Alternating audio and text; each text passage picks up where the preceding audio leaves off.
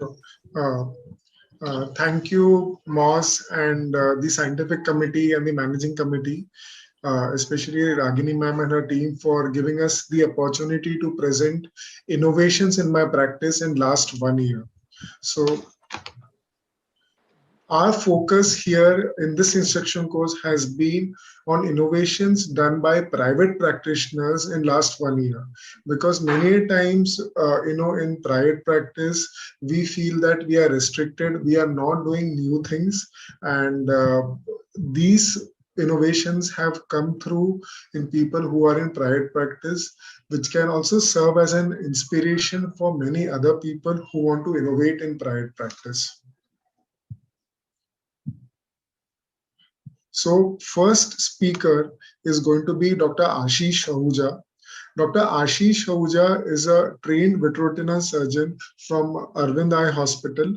He is involved in his private practice in the city of Mumbai. He has come up with a unique system to help vitreoretinal specialists get a better compliance for head positioning post VR surgery. That is known as post vitrectomy positioning system. So I welcome Dr. Ashish for his talk. Over to you, Ashish.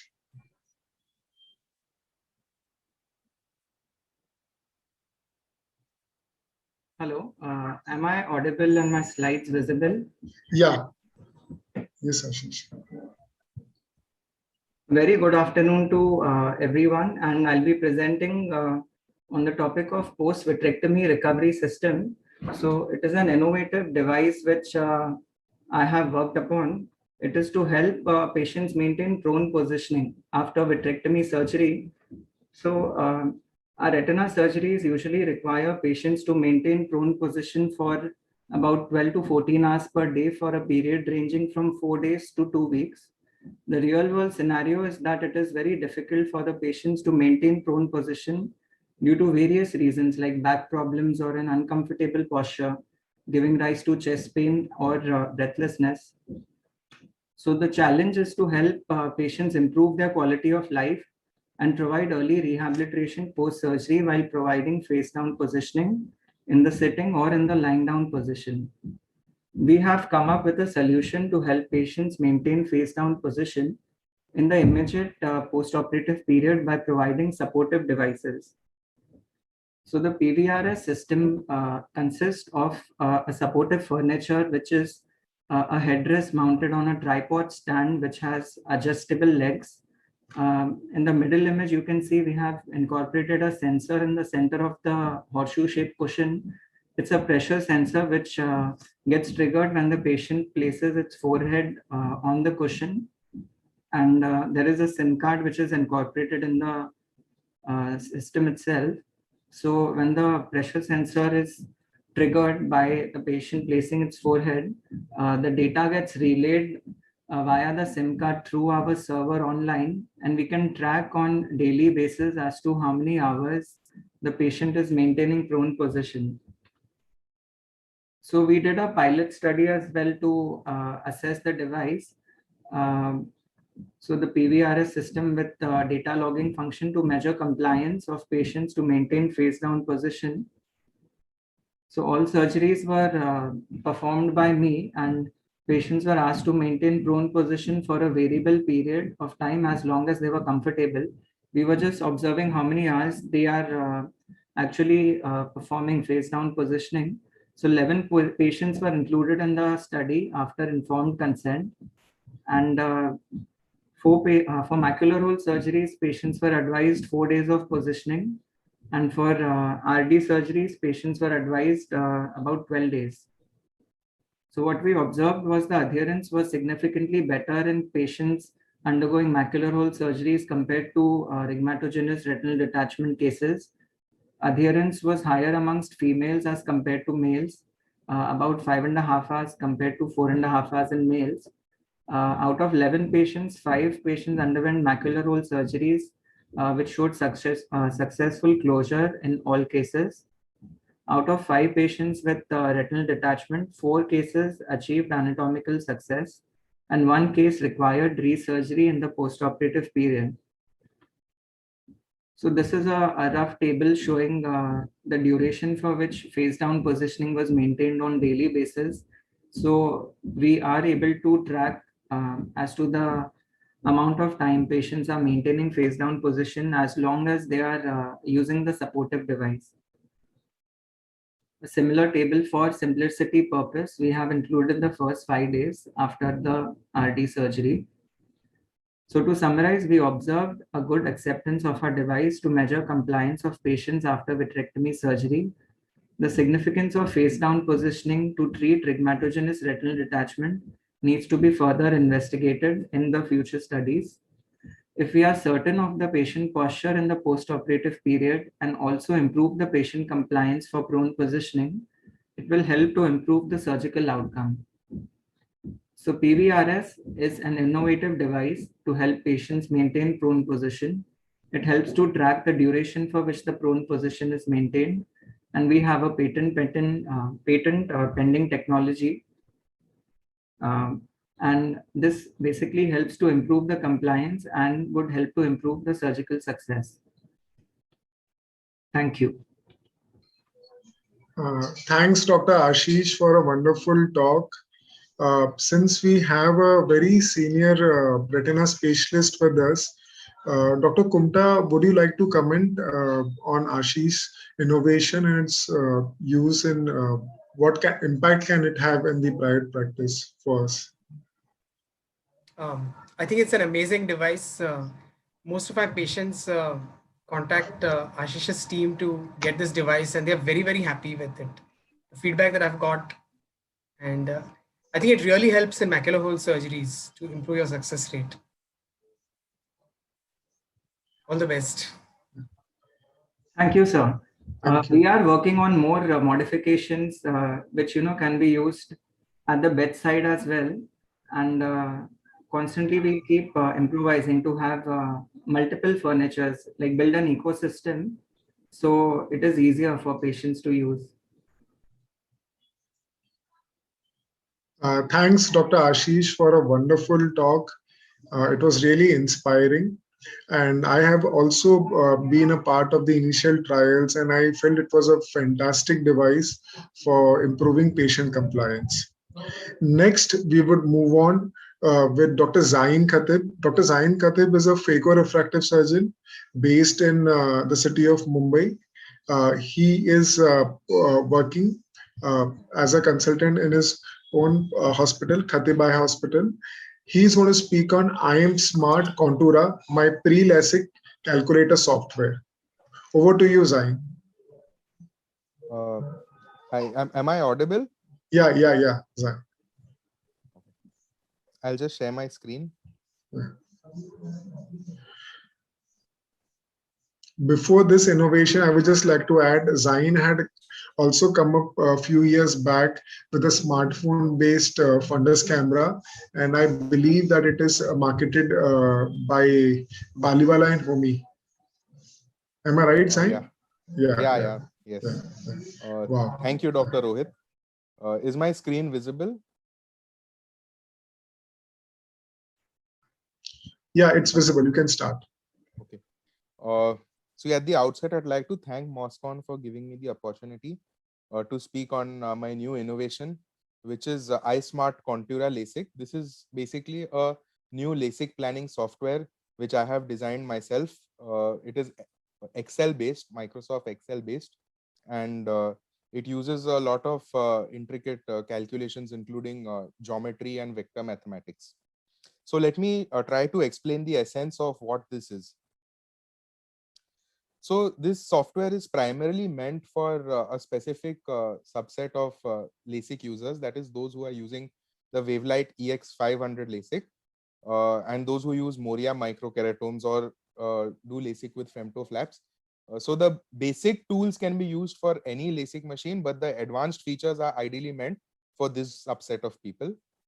So this software gives us the basic LASIK workup safety parameters, which, as we know, are really important in today's day and age to do LASIK. It also assists us with the microkeratome ring and stop size selection and the femtosecond flap diameter selection. One of the advanced features of the software is it helps in contour LASIK planning using vector mathematics and trigonometry, which I'll try to touch upon. And it also does the nomogram corrections as recommended by the machine itself. So just a brief overview. It's a Excel based software. This is what the first page of the software looks like. So we have all the details which have to be entered on top, and everything that is in black is basically what the surgeon has to feed in, and all the headings which are in red is what the machine actually gives us. So we have to feed in the refraction, the topography, the pachymetry, pupil size, and white to white, which all are pre-op tools give us, and also what optic zone and flap thickness you want. And then it will tell you things like what is the ablation depth, what is the residual stromal bed, what is the percentage tissue altered, microkeratome ring size. These are some of the complex pages of the software which helps us with advanced contour planning, which is topography guided treatments, which I won't be touching upon because it's a little complicated. And this is the nomogram correction sheet. So just to explain to you, so when my optometrist does the workup of a patient and sends the patient to me, this is what already comes to me. So the refraction is fed in, the topography, the pachymetry, the pupil size, and white to white is fed in. So when I see the patient for the first time, I already know what is the ablation depth like, what is the residual stromal thickness, and what is the percentage tissue altered going to be like. So on the right side, you can see, right side upper hand, you can see that the software has already told me whether the RSB and PTA are safe for LASIK to be performed or not. So I can see that already when the patient comes to me, I can see that the LASIK already, it's safe to be done. Now, in case I change this number, right eye number, from -4.5 to -9.5, you can see immediately I get a message that right eye LASIK is unsafe. Reduce the optic zone or correction, because the residual stromal bed is now going below 300 and percentage tissue altered is going high. Now, in case I reduce the right eye optic zone to reduce this, no, in case, if the cornea is also flat in this case, it will also give me a message that the cornea is getting excessively flat, reduce the correction. So it covers all the bases. In case I reduce the optic zone from 6.5, I make it 5.5, I get a warning that the right eye pupil is, the right eye optic zone is large and it will not work with the pupil size which is there. So basically it covers everything. It helps us to, be very fast in planning. It helps us to mix and match and decide, whether by changing certain parameters, we can go ahead with the safety or no. Then it also tells us the microkeratome size. So we have two microkeratome options, the Moria M2 and the Moria SBK microkeratome. We can choose any one, and it will tell us for that particular microkeratome what is the correct ring size and the stop size that is needed. So again, this is based on the nomogram provided by the company itself, and the calculator does this for you. Then we have all these different forms of treatment which we can do. We can do the basic wavefront optimized. We can do all these contour treatments with different protocols. We can also do monovision for the right eye or left eye, and the calculator will accordingly modify the intended correction that is there. So I don't want to go into too much detail of contour planning, but just to tell you what exactly this calculator does. So when we do contour treatments, that is customized topography guided treatments, what happens is that the refraction that we feed in and the cylinder that comes from the topography, they are very often different from each other. Now, what the LASIK machine expects us to do is they expect us to change this modified refraction based on what the topography is and based on what the actual refraction is. So a lot of, Alcon has come up with many different protocols as how we can incorporate both of these, and we can, give a modified refraction, but most of their protocols are actually based on guesswork. So what the real crux of the matter is that when we keep the modified refraction as 0, we get an ablation profile over here, which tells us that in spite of not having any refraction, there is still some amount of ablation happening in different zones. The purple areas are the areas of ablation which are happening. And based on this ablation, actually the refraction has to be modified. So the calculator, what we have to do is we have to feed in the different taluses, what we call as taluses. The purple areas that you see are taluses. You have to feed in at what angle these taluses are there and how much percentage is each talus. And based on this, the calculator does a vector mathematics and now tells you how much is the intended correction that has to be done instead of the refraction. So you see here, the right eye refraction was minus 2.5 with minus 1.510. And the calculator tells you that the final correction that you have to do is minus 2.42 and minus 1.81 cylinder at 1 degree. Now, this is a very advanced tool and you don't have any software that actually does this for you. So that is why this software is very novel. And the last stage is we have to do the nomogram correction. Again, this is built into the software. So based on where your right eye and left eye falls in, you have to accordingly change the final refraction, plus 0.25, no change, minus 0.25, minus point, so on and so forth, based on what your refraction is. And then finally, this whole thing can be either saved as a PDF or printed out. So anytime you want data, all the LASIK data of a particular patient, you have it on one single sheet with every detail present to you. So that is what this software does in a nutshell. So the step one is you input all the input values and you get output in terms of the safety parameters, microkeratome of femtofilm. The step two is you choose whether wavefront optimize or contour, and accordingly you put it into the intended correction is given based on what you do. And the last step is to do a nomogram correction. So just to summarize, is this worth the extra effort? Contura LASIK definitely gives better results than conventional LASIK if done correctly. And with this software, you can do Contura LASIK for all cases.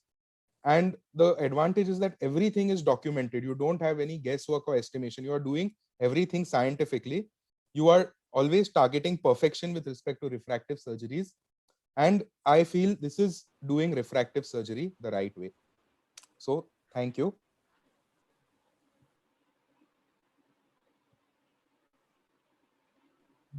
Thanks, Zain, for a wonderful innovation. Well, I am a core retina specialist, so I would invite Dr. Neeraj Israni and a true, I would say, pan-ophthalmologist, Dr. Saumil Seth, to comment upon your wonderful innovation.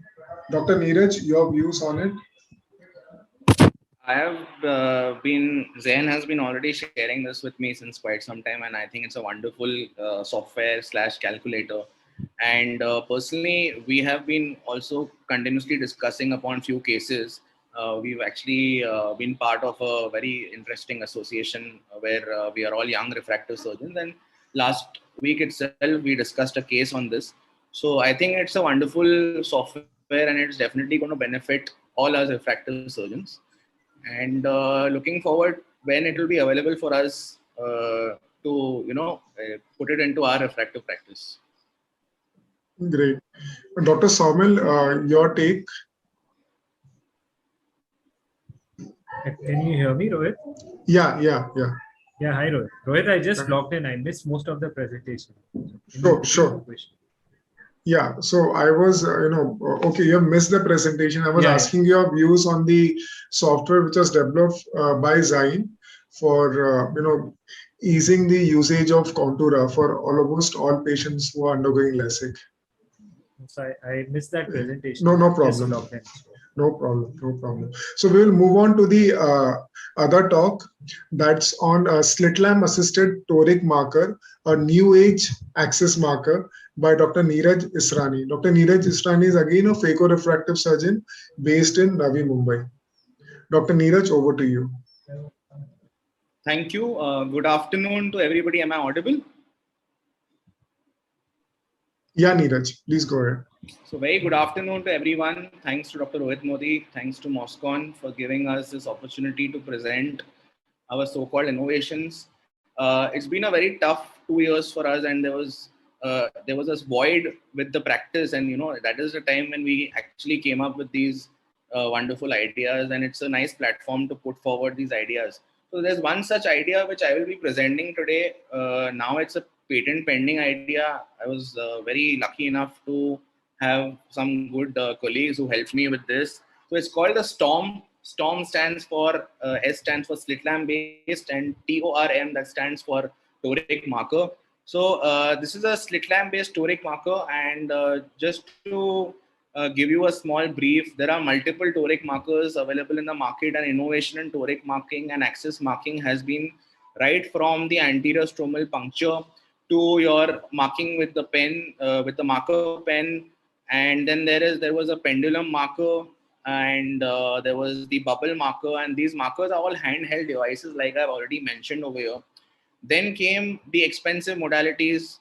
That is, one of them was put forward by Dr. Zain Khatib himself, the app-based that is available on mobile. Then there was obviously the very, very expensive ones, such as the Callisto and the Varion image guided system. So these are something which are not for everybody, and I think they're extremely expensive and not everybody can afford them. The problem with the handheld markers is that most of the times we end up seeing a picture like this, where the patient invariably moves the head behind and the marking is completely off from the axis. And when you're actually on the operating table, you have to actually take the Mendes marker and again mark the axis while putting the IOL, and just adds to the stress of the surgeon also. So rather than having markings like this on the cornea, one day I was just thinking that if it is possible to come up with a very economical yet accurate as well as a stable marker, and something that the patients are also not very scared, because if you see very carefully, when you use a handheld manual marker and you're trying to ask the patient to be stable, most of them just move or go back and the marking gets smudged. So I came up with, I was actually thinking about a slit lamp based marker, and that my idea came from this amazing device which has been there since so much time. There is the applanation tonometer, and if you see very carefully, every patient is extremely stable and they are not very anxious while taking an applanation tonometry, and it actually makes our life very easy with the help of this. Again, it's not very expensive as compared to the NCTs and all. So what I did was I was thinking of various ideas and various places where I can try to implant or try to put this toric marker. So one day I remember when I was working, there was this in-service engineer who came to the clinic, and he told me that I will calibrate your slit lamp. And he suddenly opened the slot on the slit lamp and started calibrating the slit lamp. And that's where he put this rod and started calibrating my slit lamp. And I thought this is a good place where I can put my toric marker. So I started working around this idea. Now, to talk more about the DNA of the axis marker or the structure of the axis marker, this was the initial diagram that I remember making in my OPD one day. I probably came up with two options. And if you see, this is the first thought or first idea I had about my axis marker, where I thought of implanting it into the calibration slot, which will be stable that way. I thought of a knob where I can actually increase the height, and another knob with the help of which the axis marking can go forward and backward. So just to talk little more detail about this, I started designing blueprints, and I worked with an innovation company which helped me make few designs on AutoCAD. And once we actually started brainstorming on the designs, so if you see in the second design over here, we started working on the concept of helical gears. Now, helical gears are screw-like mechanism. So if I have to show you in detail in the next slide. So if you see this one very carefully, so helical gear is something like this, where you actually, it's like a knob where you rotate it, and the shaft of the axis marker goes up and down.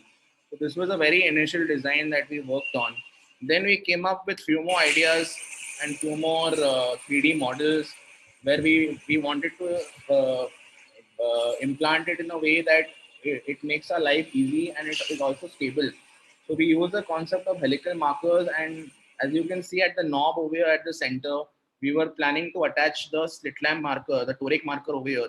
But then we realized that this is actually going to make the device very bulky. So this is the first prototype that we actually 3D printed.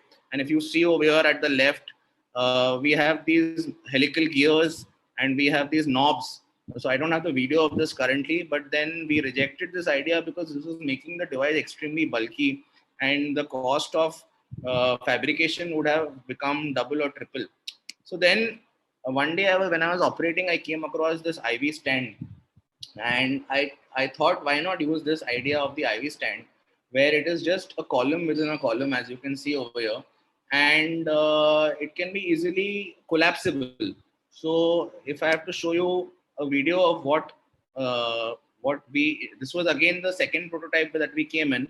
So if you see in the video very carefully, we've actually put it in the calibration slot, and as you can see, all you have to do is hold the patient's eyelid, and very steadily with the help of the slit lamp. You have to first fix the axis at which you have to mark. Just mark it with the ball pen marker, and very carefully it goes and touches the patient's eye and actually marks the particular axis.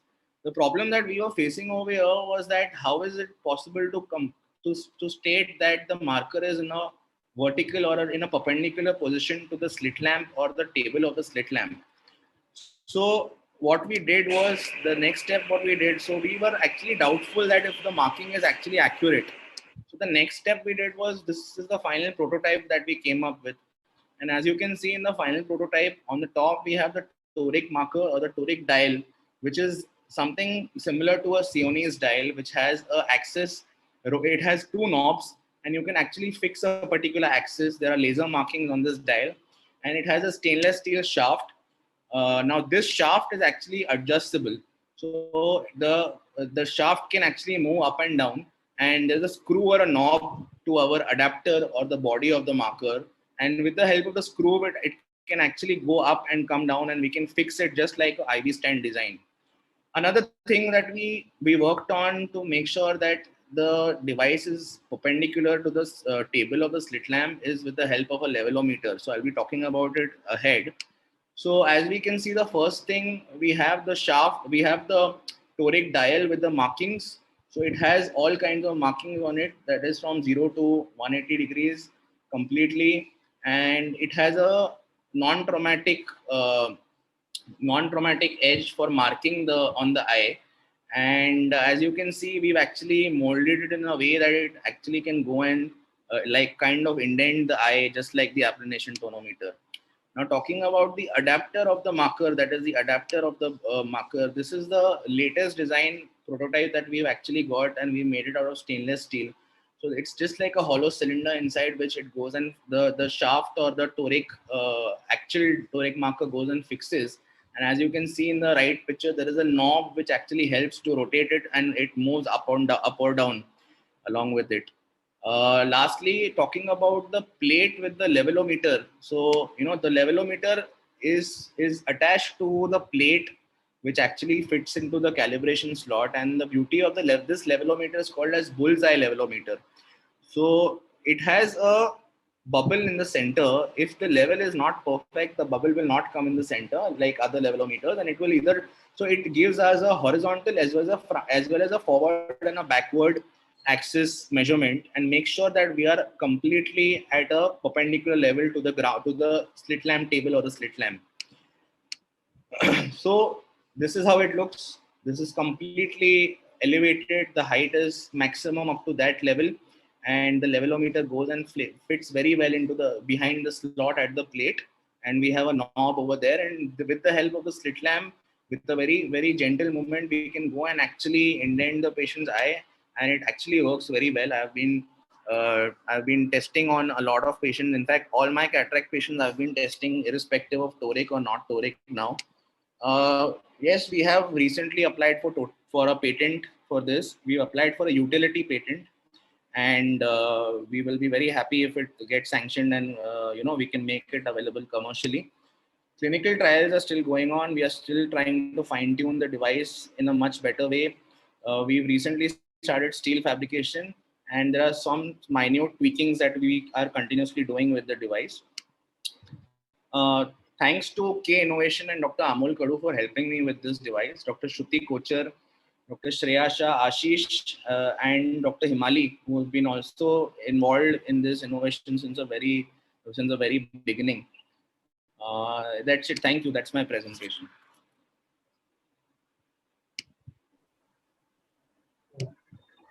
Thanks, Neeraj, for a wonderful presentation. What I loved about your whole, innovation process was that, you got inspired from simple things which were used in practice. That was really inspiring. And, it also goes on to show that it's always better to have a team with which we can work, we can get good ideas, and, you know, people who have already done some innovation can also guide. Dr. Samil said your view on it.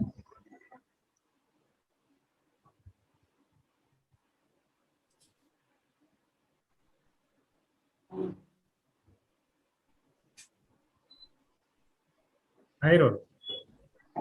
You want me to go ahead with my presentation, or you are going first, right? Yeah. I just invited your views or your comments on Neeraj's innovation. Yeah. So I exactly echo what you said, making use of very local stuff and thinking very innovative. So I feel if, like even I think you have a very similar device for the slit lamp, and I mean that also works very well. So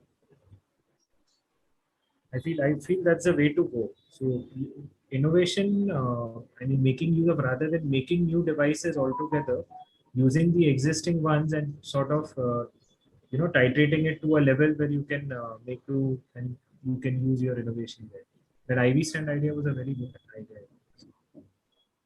And exactly, the best thing about Neeraj and Ashish and Zain was that these things they're taking it to the next level of production and marketing rather than just keeping it to themselves. So, Dr. Samir, do you want to complete your talk? I'm okay with that. Yeah. No, you go ahead, please. Yeah, sure. Please. So, yeah, sure. So, I want to speak on holistic approach to health. This is something which I understood during the lockdown period.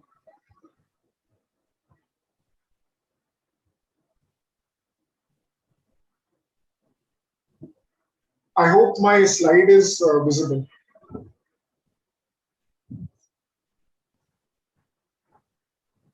Yes, it is. So the person who introduced me to the concept of whole food plant-based diet was Dr. Anand Kumta, and various other concepts of the presentation has been taken from Mr. Manoj Lekhi's Design Your Life series, and then from other people like Dr. Pramod Tripathi and Madhura Vayal also. So, I was always thinking, there's something wrong because there's a 50-year-old gentleman who came a few years back to me with uncontrolled diabetes. He had cystoid macular edema, diabetic macular edema, plus proliferative diabetic retinopathy. So he underwent panaretinal photocoagulation, multiple injections. And I used to just, by the way, remark, tell him that you need to get your sugars under control, speak to your diabetologist. And this was one of the papers which I had come across during my fellowship days, was that presence of DME is a predictor of cardiovascular morbidity and mortality. And here we can see patients who have no DR as compared to patients with DME. The patients with DME have a much higher risk of developing myocardial infarction, cerebrovascular accidents. And we know that the patients who have higher grade of retinopathy have higher chances of developing nephropathy. And this patient eventually underwent a couple of years later coronary artery bypass grafting, and also finally a couple of years back he underwent renal transplant.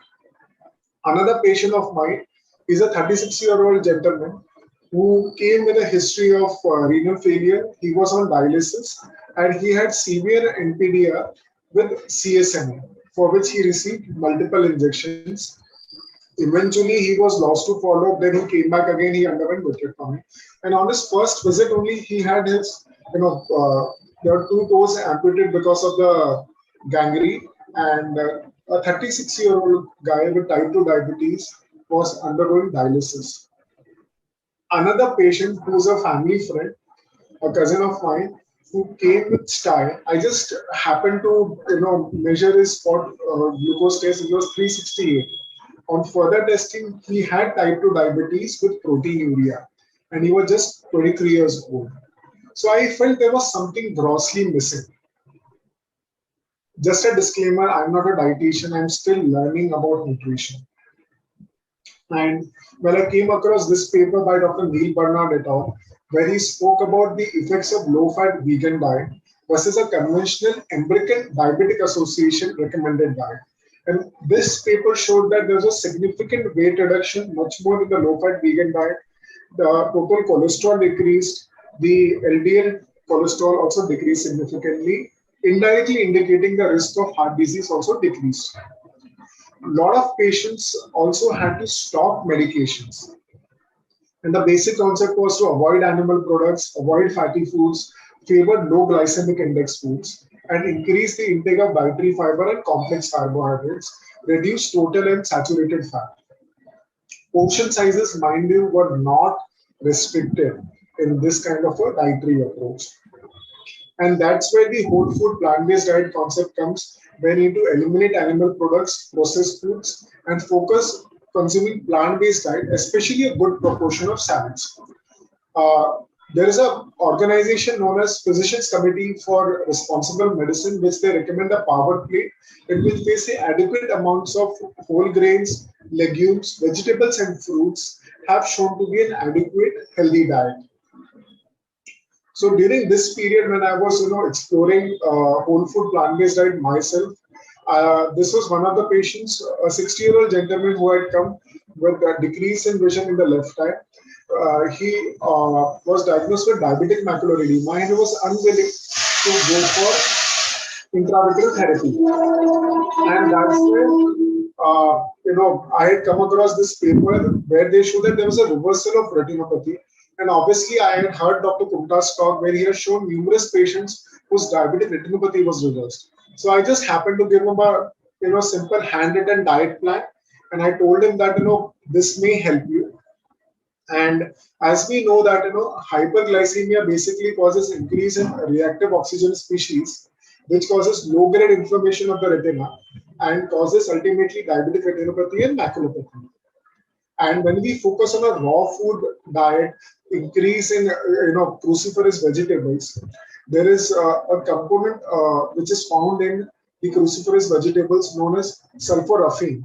Now, this sulforaphane is anti-inflammatory. It reduces the oxidative stress. And this is something which I recommended this patient was a green smoothie, which is a combination of green leafy vegetables, flax seeds, and a fruit for flavor. And bingo, around 1.5 to 2 months later, the macular edema was gone.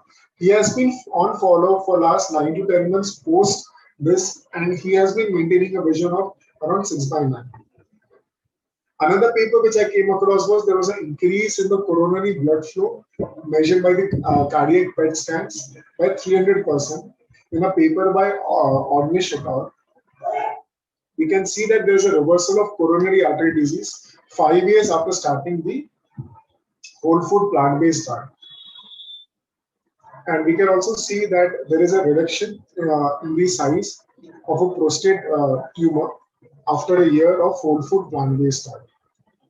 And the study also showed that gene expressions were beneficially affected, and certain genes that promote prostate cancer and breast cancer were downregulated by the whole food plant-based diet. There are various approaches to the same. It has shown that a monotherapy of plant-based diet can be effective in psoriasis, reversing lupus nephritis. And when we compare, the dietary lifestyles of blue zones, whereas the other normal population, we realize that they have a lot of good healthy habits, which includes high consumption of whole grains, plant-heavy diet, and obviously no smoking. But along with nutrition, I realized there was something more to it. And that's where the concept of holistic approach came, where I will routinely recommend my patient a moderate level of exercise and certain mind relaxation techniques which I have learned. One of them is nitric oxide dump, a simple 4 minutes workout which can help a patient reduce his postprandial sugars, improve control of hypertension, and also it is cardioprotective. The basic concept is that if you use a major muscle muscles, that time it releases nitric oxide, which helps in vasodilatation and reduction in blood pressure.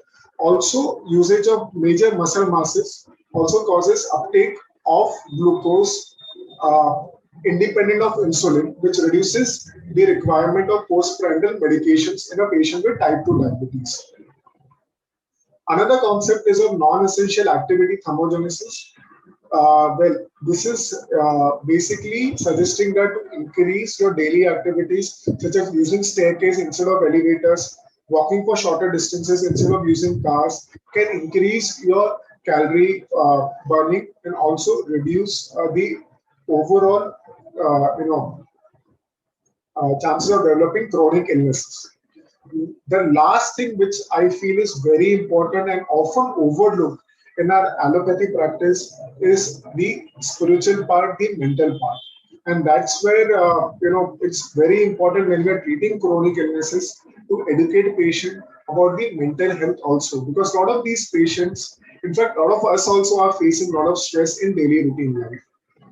And these are the concepts which are picked up from the book written by Dr. Brooke Goldman, where we explain the patient that we need to start with a mission fitness statement, understand it is important to care for ourselves, let go of certain deep down beliefs and angers, and have gratitude and forgiveness.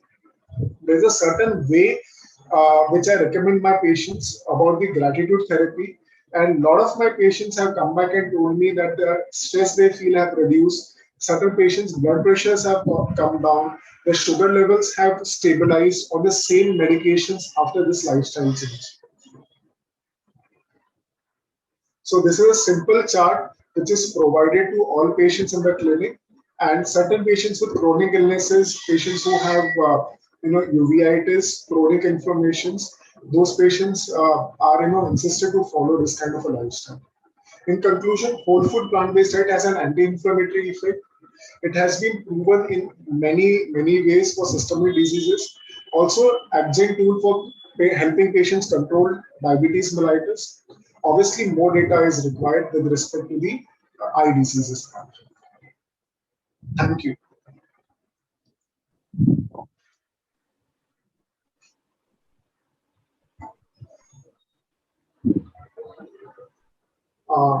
I believe we can move on to the last presentation of the day by Dr. Saumil Seth. And I heard him talk about this sometime back in one of our BOS CMEs about the concept of base dissection under air. And I found it really revolutionary that how base dissection can be simplified and made easy. Over to you, Dr. Saumil. Thank you, Rohit. Thank you for inviting me. Actually, I see a lot of innovators here. Rohit, you are an innovator yourself. And I found your plant-based, as usual, very enlightening, the concept of plant-based diet, as well as the other guys who did a lot of good work in the anterior segment area. I'm going to be now presenting my presentation. Can you see my slideshow? Yeah. Okay, so I'll be actually, I would say the first two talks were mainly about, or rather the first three talks were mainly about the guys doing more of engineering stuff rather than medicine. Mine is more medicine, probably it's just a slight alteration in the surgical technique vis-a-vis actually innovating a device. But that change in surgical technique revolutionizes the way we actually do surgeries of the retina. So most of my innovative techniques are usually based on the concept of lateral thinking, where you think away from the back, or rather think outside the box. And this is what I'll be concentrating on, vitreous base shaving, which is a big challenge for vitreoretinal surgeons, especially when you have a detached retina. So what we are trying to aim towards is a close shave, because the more of vitreous base or the more of vitreous we remove from the eye, the lesser is the chance of future tears, complications, or PDR changes. When you see this video here, this is a case of a high myopia where the vitreous base is very strongly adherent. There's a lot of PDR changes, and if you see over here, there are multiple breaks in the retina. Now the retina is reasonably mobile, and when you're trying to do vitrectomy over here and peel the membranes off, there is every little chance of the retina jumping right into the cutter plate, and the retina tearing as well, the retina being thin, especially in a myopic fundus. So what you try to do here is be very careful while peeling off the membranes. And when you're doing vitrectomy, it's touch and go. A little bit of an error here and there, it will result in an iatrogenic break in the retina. So this is where what I'm propounding will come of use, as we'll see later. Here I'm trying to remove off all the membranes as much as possible by way of cutter. I'll just take a pause here. You see these are multiple breaks in the retina. If I try to put PFCL or a heavy liquid in the retina, probably there is every little chance that with the contraction of the retina and the tautness of the retina, the PFCL might go behind or under the retina and will not really succeed. Secondly, PFO may keep the posterior retina very much attached, but the peripheral retina is still detached and will still be reasonably mobile while doing face shaving. So I'm continuing here with my membrane peeling as much as possible so as to remove all the traction that is there. And once finally I'm done with adequate amount of membrane peeling and the vitrectomy that I do with my cutter, I will proceed on to base shaving. I can base shave in this retina over here, but you see the mobility of the retina. I will just jump into my cutter. So now that I have removed all the membranes with the cutter, all the while actually doing surgery on the edge, so to say, because any small movement can just result in an iatrogenic break in the retina. We have too many tears already to create more to deal with. So now I'm doing an air fluid exchange and first settling the retina. You see under air, the retina is very nicely settled, but I have not still removed completely the vitreous. This is a posterior retina settling with the posterior break. You see these multiple breaks in the retina. And now you see this knuckle of vitreous that is actually popping out. In fact, it is better contrasted in an air-filled eye, and you are actually able to see the knuckle protruding out and the gel coming off when you use the cutter. This will not happen normally in a saline-filled eye because you'll not be able to differentiate between actually the vitreous and the saline, so to say. Here, because of the pressure of the air or the pressurized air on the retina, you are also able to see the little bit of crease that the vitreous or the PVR tissue or the vitreous base attachment creates, which you can actually remove off without bothering about the retina jumping into your foot. Now you're lasering those peripheral tears under air, and that makes a very, very difficult or a complex challenging case relatively simpler. I'll go on to my next video. This video I'll begin with actually an air fluid exchange. You again see the knuckle. Here I have completed my air fluid exchange, and coming back to that knuckle that you see of the vitreous gel, here I'm doing a base excision, and all this while I'm really not bothered about the retina jumping into my cutter port, because the retina was mobile when it was under saline, but under air it is nicely pressurized and it will not jump out. And that I will also know the end stage of vitreous base excision. I'll actually, when the knuckle falls flat, absolutely like how we see over here, that is a time when the vitreous base excision will be completed. Now, one more important aspect that I want to highlight here is that you see the ora serrata over here. You can see right up to the periphery under air. Air offers a wider field of view, which is an advantage over saline.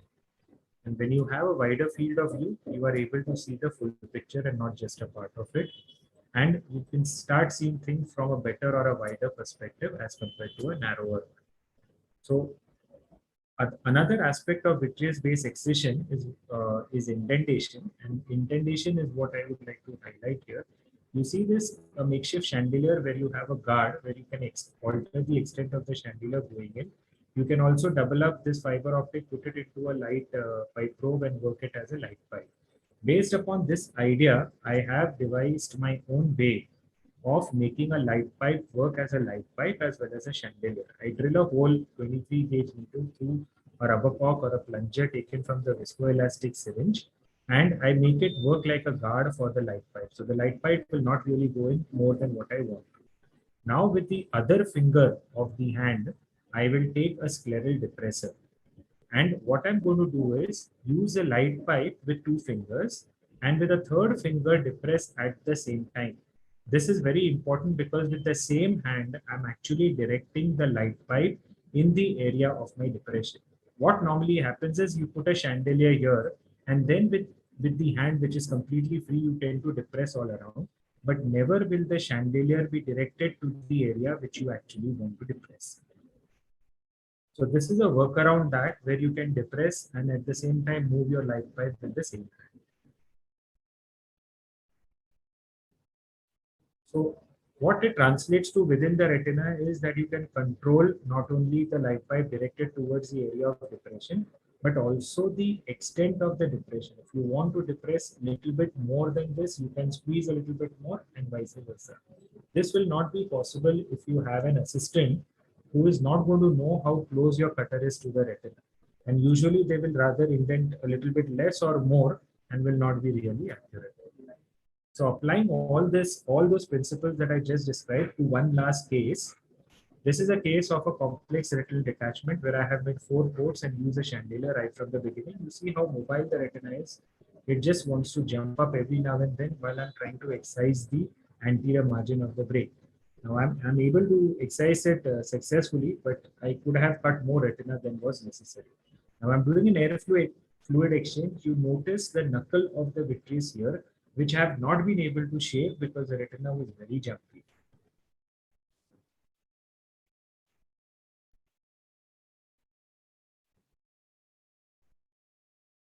So I've done this air fluid exchange over here. Let the knuckle be just there.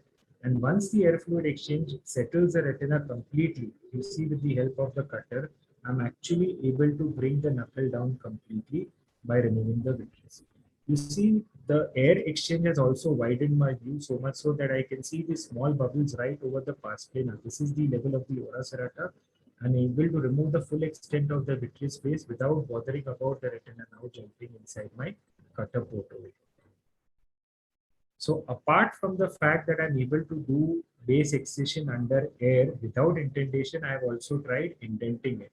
And indenting it makes a difference because you get a better contrast of the vitreous gel against the air as you see over here.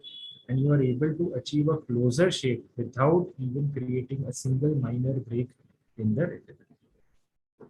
So in conclusion, the take home stuff is, yes, shave vitreous base as thoroughly as possible. That is what all of the stalwarts in vitreoretinal surgery advise.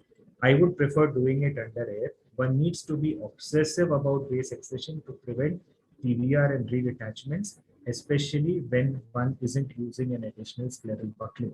Today is the age when people want to do away with minimally invasive surgery, and scleral buckling wouldn't be the choice. And you can really achieve the same target by doing a very thorough base excision. Second important point, scleral depression can be self-performed with a very slight learning curve. As you see, with the help of the same hand, you're able to work the scleral depressor as well as the light pipe.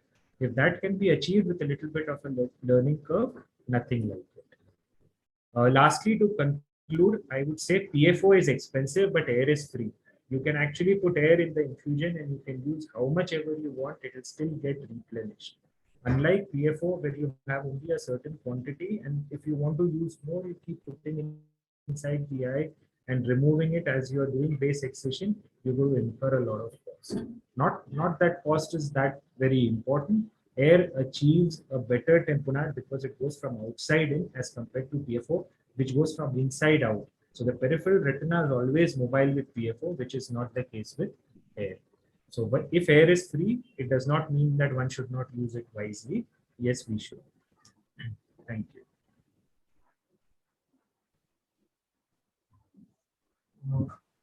Wonderful talk, Dr. Saumil, and wonderful technique. And I especially like the self indentation idea, because I really agree that it becomes sometimes tricky when the indentation is too much or too little.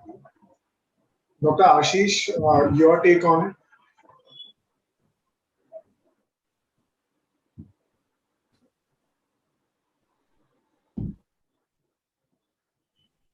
Hello.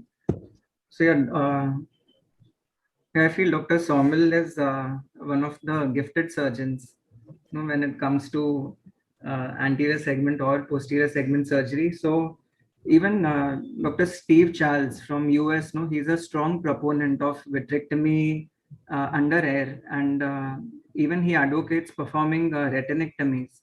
The relaxing retinectomies, being performed under air achieves a good hemostasis as well, and This is a good technique, but like certain challenges with using air in like pseudophakics would be fogging of the lens at times and air entering into the anterior chamber. If the air comes in AC, then the pupil becomes small. These are some challenges which we face. A small air bubble will come, then make up paracentesis and probably put a large air bubble in AC, but then the pupil becomes small because of that. But it's a very good technique, and vitrectomy under air, still I haven't had the confidence to do it. I still prefer using PFO and doing a vitrectomy, and maybe putting a band in certain cases where base cannot be excised, or when we are not able to make a PVD beyond equator with cases with multiple lattices. But excellent surgical techniques. So thank you, Ashish, for appreciating. You're an innovator yourself, so that coming from you, I would really, really appreciate that. So there are workarounds with air coming in the AC and stuff like that also. And you can put a little bit of viscoelastic in the AC, and which you can remove at the end of base excision under air. If you, as you rightly said, one small bubble, you have to fill up the whole chamber with air so as to uniformize the reflexes. And if the pupil gets small, I still feel the view is not all that bad unless the lens gets fogged. If the pupil is small under air, you can still see the periphery to more or less a great extent. I don't know, Rohit, what are your views on this? And Yeah, so after I saw this presentation the first time, I did try basic, excision under air. I found it to be a bit challenging, so in some cases I do use this technique, but I'm still in the learning, that learning curve is still there for me, I believe. And just a small tip, one of the anterior segment surgeons who refers me, I had a discussion with him about pupil construction during surgery, and he just gave me a good idea that we usually end up putting topicacil and adrenaline combination fries. Just put a drop of fomide also, so we get a sustained dilatation of the pupil throughout the surgery, and I found it to be really useful. And I believe this is a very good technique. Only thing is, for some people, learning curve may be there. And like Ashish said, I agree with him. You're a gifted surgeon, so you make complicated things look really easy. The way you are peeling those membranes in a chronic RD, both Ashish and I know that how tricky it can be. it's actually the video editing, so to say. You should have seen the actual surgery being done, and I'm probably in the same boat as everyone. We know how challenging these cases can be. So this is like a workaround which probably works for me, and I'm sure it will work for you also in the long run. It's a matter of learning curve. Even I've been through that, and I'm sure you're going to do that as well. Yeah. Thank you. Couple of questions. We have some time left. So, Dr. Neeraj, if you can reveal at what cost you are planning to market Storm. We've still not decided upon the cost because we're still trying to tweak with the final stainless steel fabrication. Okay. Very soon, I think a month's time or so, we'll be actually coming out with the final product. And we have some plans of trying to compare the markings so the place where I recently started working, we have a Varion over there. Oh, wow. What we want to do that as well and see how accurate it is. And once we are through with our further clinical trials only, then we'll start distributing it commercially. Wow. But I really like the way you have taken the innovation stepwise, modifying at each step, learning at each step, and now you're going for the ultimate thing, like comparing it with the standard of care and proving its utility. So I wouldn't like to call it a jugaad because it's a fine product. So wonderful innovation. Thank you. Yeah, Dr. Saumil, please go ahead. Yeah, Rohit. So we didn't talk a lot about your presentation because you're the moderator. You're going to talk about everyone else's. I think let's talk a little bit about yours. So I'm a very firm proponent of what you're proposing, and I know it has worked in a lot of people. I just have this one doubt: how can you make this really tasty? because I don't know, there's a compliance issue with this. I can see that green smoothie right there. It looks very nice, but I'm sure it must not be that nice to taste. What do you do of that? So, well, for most of the, I will talk in general, if you look at the most of the plant-based products, you have healthier alternatives which can be made, tastier. And we don't need to actually experiment at home to make it tastier. There are a lot of cookbooks available. One of my favorites is the one which is freely available online by Sharon Group. I can share it in our, share it with you and others on the WhatsApp. So that's what I give it to my patients. And, I also tell my patients that once in a while, if you want to have pizza or burger, and you don't need to go for the dairy-based ones. You can go for the vegan alternatives. And trust me, we have enough.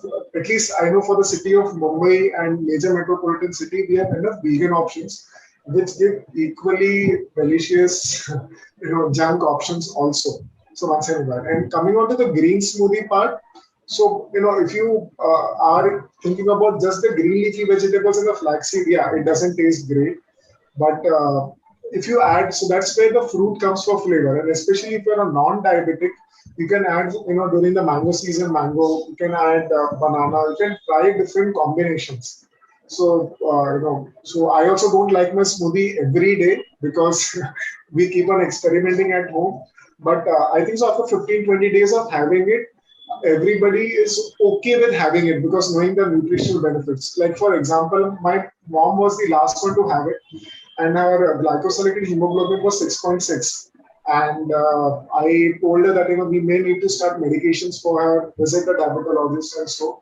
And in last 2 to 3 months, her glycosylated hemoglobin is now around 5.8, 5.9. She has lost 6-7 kgs. So, and she says, now the green smoothie is palatable.